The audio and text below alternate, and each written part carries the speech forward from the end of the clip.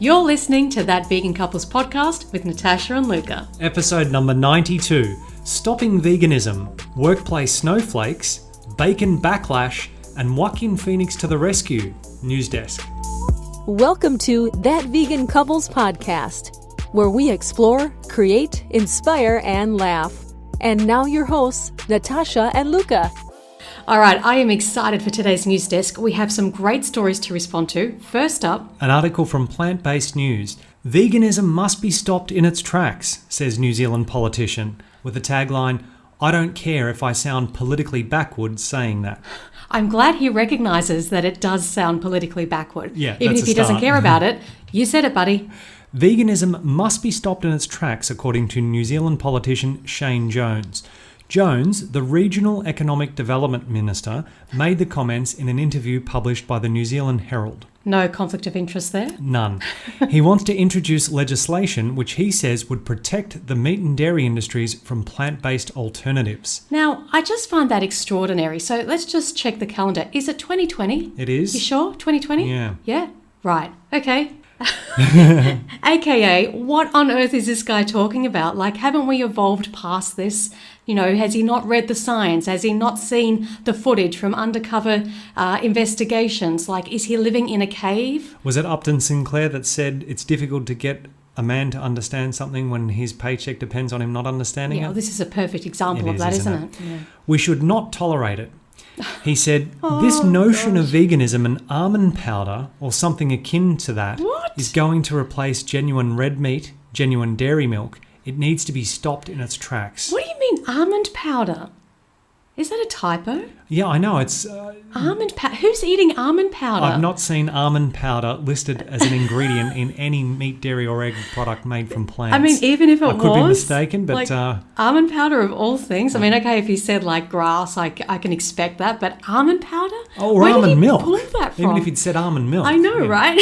It's kind of really weird. And next article, where are we going? We're going to the workplace. Vegans branded Snowflakes after publication of guidelines for employers. Oh, this one should be good. The tagline reads, the guidelines suggest vegans should have their own shelf in the office fridge. Wow. Gosh. Is that all they're asking for? I just want my shelf. Uproar. Oh, goodness me. The Vegan Society has published a booklet of guidelines for employers. The publication follows a court case earlier this year which confirmed that veganism is a protected belief under the 2010 Equality Act, effectively meaning that vegans in British workplaces are afforded similar legal protections as those who hold religious beliefs. Sounds good. That's the only comparison that I like between veganism and a religion, because usually it's a very problematic comparison, isn't it? Yeah, because you're preaching just like a Jehovah's Witness or something and people don't like it. Whereas religion is based on beliefs and veganism is based on facts. Animals are needlessly killed. Yeah. According to the Vegan Society, employers will have to adapt their workplace policies, practices and environment to accommodate ethical vegans.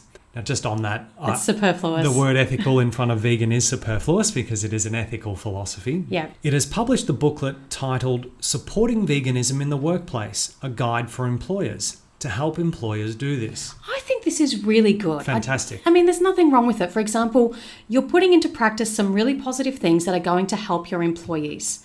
It's not asking, and we're going to get into a few things that they ask for in a minute, but it's not asking for anything huge. Like, again, having a shelf in the fridge. You're right. And yet, if I'm to play devil's advocate, what it does is it holds up a mirror and says, if your food's not on that shelf, there's something wrong with your food. And I do that in air quotes because it's not food, it's violence. But it's making people who are not eating a vegan diet aware that, hang on, there might be something morally wrong with what I'm eating or the way I'm eating. Good, because there is. Yeah.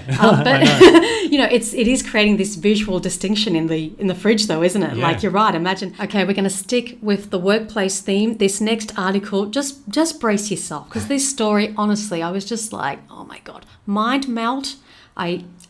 Go take it away, Luca. I just can't.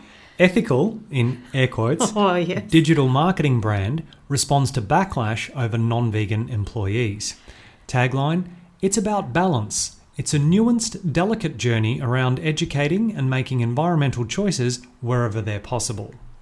I'm just going to breathe because it's already setting it up for just Natasha to break down. Whenever I see a delicate journey that's about animals, like just stop putting them in your mouth.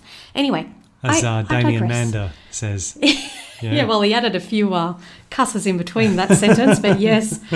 If you want to listen to that episode and you haven't already, we'll link it in the show notes. Digital marketing agency Ethica Global has responded to backlash it received over having non-vegan employees.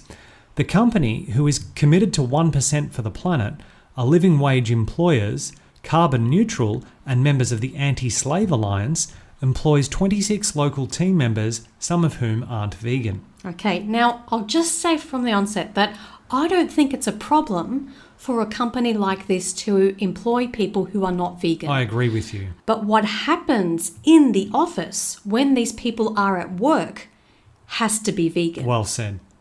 The brand was slammed after a photo of a man delivering bacon sandwiches was photographed outside Ethica's office. Okay, so just pause there. There was a whistleblower in this whole story because we're thinking like, how did they get photos of this guy delivering these sandwiches to this workplace? Is this a scam? Are they setting vegans up? Are they trying to rubbish this company? Like, what's going on? Ethica has been awarded vegan certifications, with Mr. Blackmore writing on social media, "So many companies are jumping on the bandwagon, exploiting the movement without genuine concern for animals, people or planet, putting profit before purpose." So let's just take a moment here. Whoa. You're right. So this is the CEO criticising other companies for doing exactly what he's doing with his company? Well, all right. Next story. Oh, thank goodness we're ending Positive on a news positive note. Yes. Joaquin Phoenix to the rescue. I love this man. I know, as do I. Vegan Joaquin Phoenix saves cow and her calf from slaughterhouse. Now, this was the most amazing, extraordinary video that we've seen. Beautiful. Oh, it was just fabulous. So the amazing part is, before we read the article, the timeline. So on February the 9th, Joaquin gave his speech at the Oscars. Yep, wins the award, breaks the internet with his speech. So the next day, February the 10th, he had a rare opportunity that mirrored his speech. Yes. Now, this was not planned. This was the amazing thing. Talking about the animals presently at the facility, Phoenix and Di Maria quibble over terminology, with the actor repeatedly saying the animals will be murdered and the slaughterhouse owner preferring the word harvested. I've taken the audio clip from this particular part of the video that I'm going to play now, just so people can really grasp how much Joaquin wanted to hold the slaughterhouse manager accountable for what's happening to animals, or what's being done to animals, more accurately. Yeah. So then they were here to be harvested, murdered, harvested, murdered, harvested, murdered, murdered. You have to understand my side, how I understand yours. I understand, but language is powerful. So, harvested, please. Murdered. Okay. All right. You say tomato, I say tomato. Well, he defended animals the way I would want someone defending my life if I were in their position. That was so powerful. It was. So powerful. Really powerful. He was not going to let up.